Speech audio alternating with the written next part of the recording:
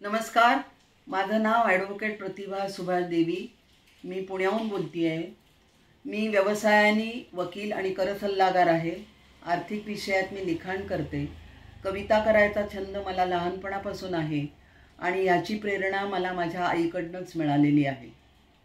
महाराष्ट्र राज्य रत्न पुरस्कार 2024 या आवाहनानुसार मी आज माझी एक कविता सादर करते आहे. कवितेचं नाव आहे नेत्रदान. काही पांढरे शुष्क ढग, काही पांढरे शुष्क ढग जाता जाता पांघरून काळी शाल बरसून जातात. काही पांथस्थ वृक्ष, काही पांथस्थ वृक्ष जाता जाता पांघरून हिरवा शेला सावली देतात. काही पेटलेले वणवे, काही पेटलेले वणवे शमून मातीत आग वणव्याची पिऊन सुपीक करतात.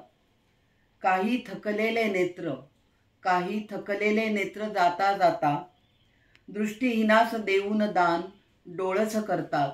दृष्टीहीनास देऊन दान डोळस करतात. ही कविता मला कशी सुचली ते मी सांगते. माझ्या आईचा जेव्हा अचानक मृत्यू झाला त्यावेळेला तिच्या देहाकडे बघताना मला असं जाणवलं की आईला वाचनाची अत्यंत आवड होती.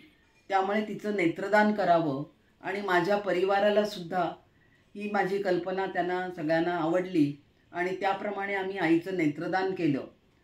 नेत्रदान हे दानामध्ये सर्वश्रेष्ठ दान आहे आणि ह्याचा प्रसार सगळीकडे व्हावा, समाजामध्ये जागरूकता निर्माण व्हावी यासाठी मी प्रयत्न करते आणि या कवितेच्या माध्यमातून सुद्धा हा माझा प्रसार करण्याचा प्रयत्न आहे.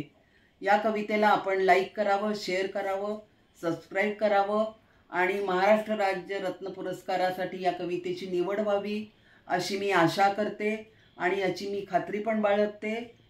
धन्यवाद.